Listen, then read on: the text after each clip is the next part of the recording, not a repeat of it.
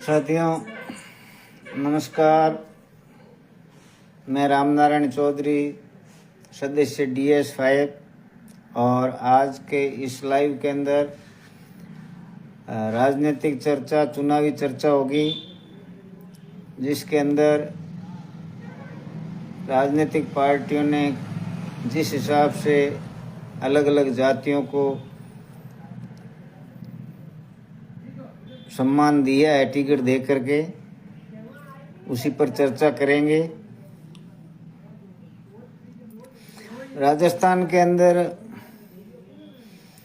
सभी राजनीतिक पार्टियों ने लगभग टिकट दे दिए। अब कितने बागी रहते हैं, कितने क्या, वो तो अलग है, लेकिन पार्टियों के टिकट है वो तो वापस हो नहीं सकते और न कोई वापस होगा। इसका मतलब जिन पार्टियों ने टिकट दिए वो तो फाइनल है।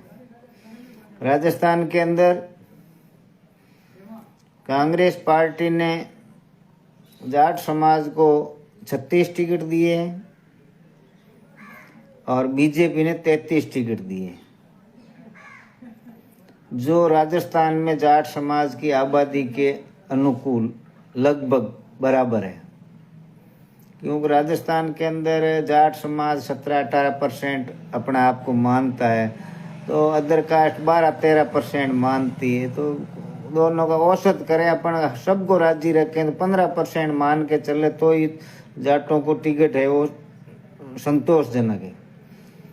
अब क्या है कि जैसे जिस प्रकार से दूसरी जातियां, जो जागरूक लोग हैं, जो सत्ता के करीब रहे हैं या जिन्होंने पहले सत्ता की है, तो वो भावना में नहीं बहते हैं। वो वोट का जो वोट से उनको वोट की ताकत का पता है, वोट से राज बनता है, इस बात का उनको पता है। इसलिए वो वोट है वो अपना सोच समझ के देते हैं। वो चाहे 15 दिन के चुनाव पीरियड के अंदर वो किसी के भी साथ घूम लेंगे, जितने ही कैंडिडेट खड़े हैं उन सब के साथ घूम लेंगे, सबको हाँ भर लेंगे, लेकिन वोट वो वहीं देंगे जहाँ पर उनकी कौम का फतवा जारी होगा। एक बार का मैं आपको उदाहरण बताता हूँ। हमारे मुंडवा विधानसभा क्षेत्र में जब हम थे, अब बाद में अब मुंडवा खत्म हो गया, खींवसर हो गया। जब मुंडवा विधानसभा में थे तो रामदेव जी बरनंगा, जो हनुमान जी बेनीवाल के पिताजी है, वो चुनाव लड़ रहे थे जनता दल से, और मेड़ता के अंदर शिवदान सिंह जी गंठिया राजपूत थे, वो चुनाव लड़ रहे थे निर्दलीय, वो टक्कर में थे। तो यहाँ पूरा जो चुनाव प्रचार हुआ था, उस चुनाव प्रचार के अंदर सारे क्षेत्र के राजपूत है वो रामदेव सिंह जी के साथ में थे, रामदेव जी बरनंगा के साथ में थे। और चुनावों से एक दिन पहले मुसलमानों, और क्योंकि रामदेव जी के सामने मुसलमान कैंडिडेट था हबीबुर रहमान, तो मुसलमानों और इन राजपूतों के अंदर एक दिन पहले मीटिंग हुई थी, और जिसमें ये कहा गया कि भाई राजपूत है वो मुंडवा में देंगे हबीबुर रहमान को और मुसलमान देंगे मेड़ता के अंदर शिवदान सिंह गंटिया को। ये समझौता हुआ। तो लगभग रामदेव जी की जीत पक्की लग रही थी, लेकिन उनके समझौते के कारण एक ही रात के अंदर सारे राजपूतों ने वोट है वो हबीबुर रहमान को दे दिए और हबीबुर रहमान जीत गए। तो ये होती है। अब अपने जाटों में तो क्या है, जाटों में तो पूंछ पकड़ ली, बस इसको दूंगा तो उसको ही दूंगा, चाहे उसके वोट 5 ही हो। वो ये नहीं सोचते कि भाई कि अपना आज राजस्थान के अंदर में देखो, आप जाटों की सोच देखो वोट देने की।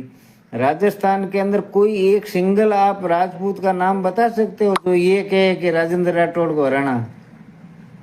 कोई कह सकता है कि राजेंद्र राठौड़ को हराना? कोई नहीं कहता। उनको पता है वो राजेंद्र राठौड़ बड़ा लीडर है बीजेपी के अंदर, और वो मुख्यमंत्री की दौड़ में। कोई द्विजेश सिंह को हराने की बात करता है? नहीं करता है। लेकिन राजस्थान में देखो आप, राजस्थान के अंदर दिव्या मदेरना, हरीश चौधरी, गोविंद डोटासरा इनको हराने के लिए जाट लगे हुए हैं और सार्वजनिक रूप से लगे हुए हैं, यूं नहीं कि छुप छुप के।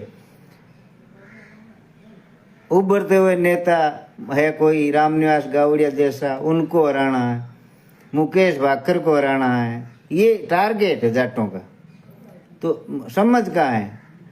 अब भाई एक नेता बनने में बहुत टाइम लगता। आज की तारीख के अंदर कांग्रेस के अंदर, बीजेपी में तो कोई जाट लीडर है नहीं। आप किसी को जाट लीडर नहीं कह सकते। हाँ ठीक है, एमएलए के दावेदार हो सकते हैं, विधायक बन सकते हैं, जाट लीडर नहीं कह सकते, क्योंकि बीजेपी में उनकी एक टिकट की भी हैसियत नहीं है दिलाने की, तो हम उनको कह नहीं सकते वो लीडर है। लेकिन कांग्रेस में डोटासरा जी बड़े लीडर हैं, हरीश चौधरी बड़ा लीडर है, और आपके जो रामलाल जाट है वो भी बड़ा लीडर है। मेवाड़ के अंदर उसकी अच्छी छवि है और कांग्रेस में अच्छी पैठ है। तो कहने का मतलब हम एक दूसरे वोट देने का, मैं वो जो सर छोटूराम जी ने कहा ना कि हे मेरे बोले किसान, मेरी दो बात मान ले, एक दुश्मन को पहचान ले और एक बोलना ले सीख। तो ये दोनों बातें हम सीख नहीं रहे हैं। तो राजस्थान के अंदर यही स्थिति है। अगर जाट राजनीतिक रूप से जागरूक हो तो इस बार जो है ना आपके पास बहुत ही अच्छा सुनहरा मौका है। अगर आप जाट को, आपकी तमन्ना है कि भाई जाट विधायक ज़्यादा होना चाहिए, तो आप लगभग 55-56 जाट विधायकों को जीता सकते हो।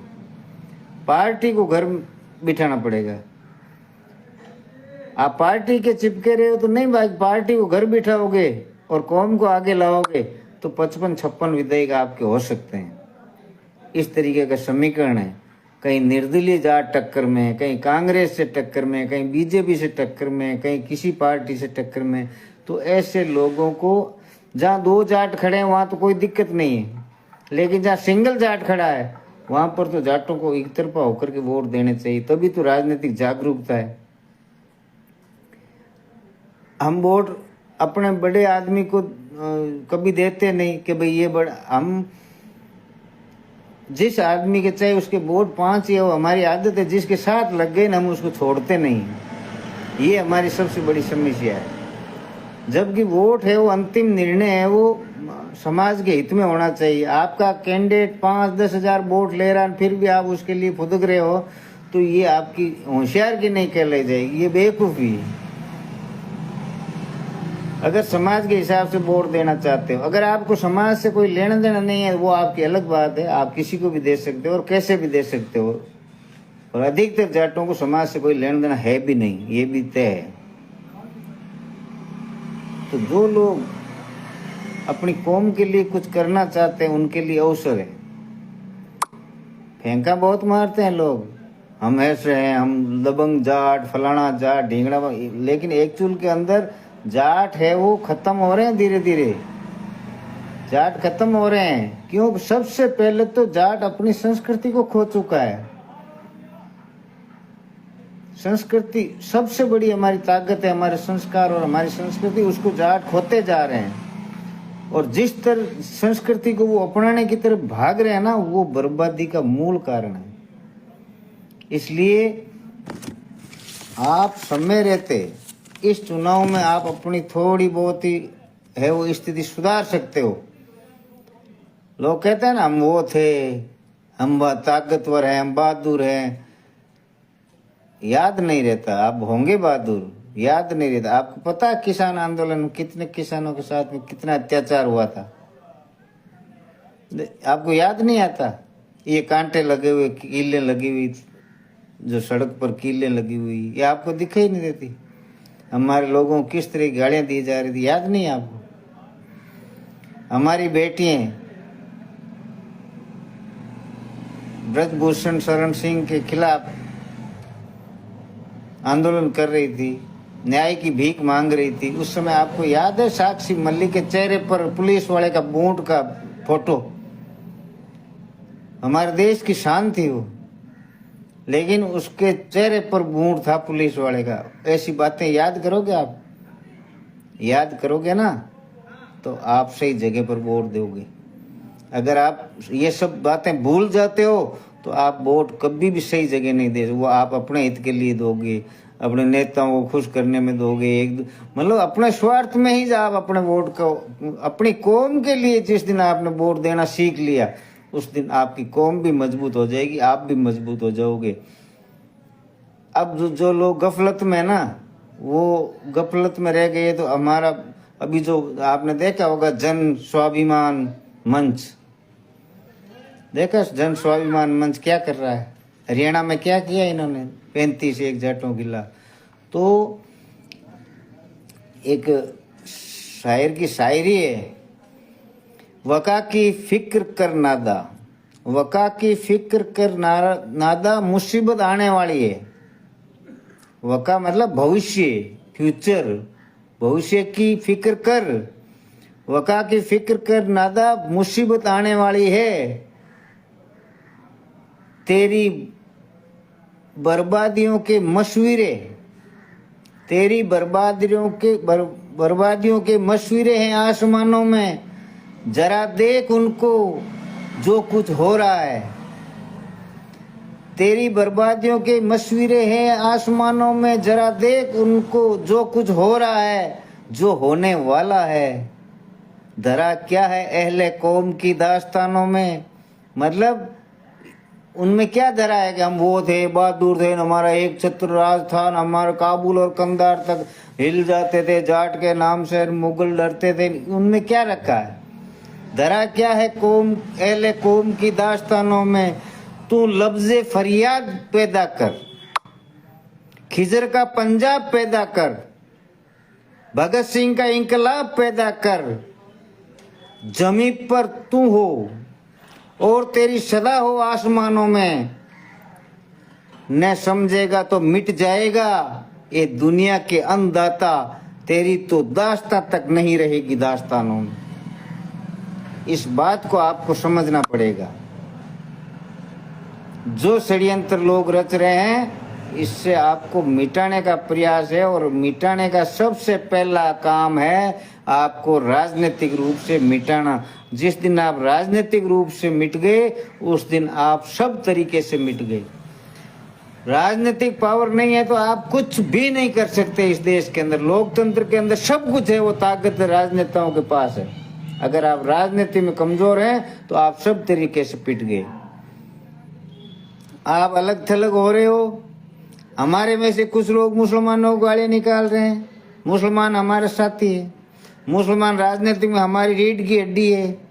आप SC ST को लोगों के कहने से अनशन बक देते हो, जिससे हमारे और SC ST के जो रिश्ते थे वो खत्म हो गए। तो इसका मतलब आप SC ST मुसलमान या किसी भी हमारे किसान वर्ग की जाति के साथ में आप टकराव पैदा करते हो या आप उनको गाली गलौज निकालते हो, इसका सीधा मतलब है कि आप जाट समाज के दुश्मन और जाटों को कमजोर करना चाहते हो। इसलिए समय रहते संभल जाओ।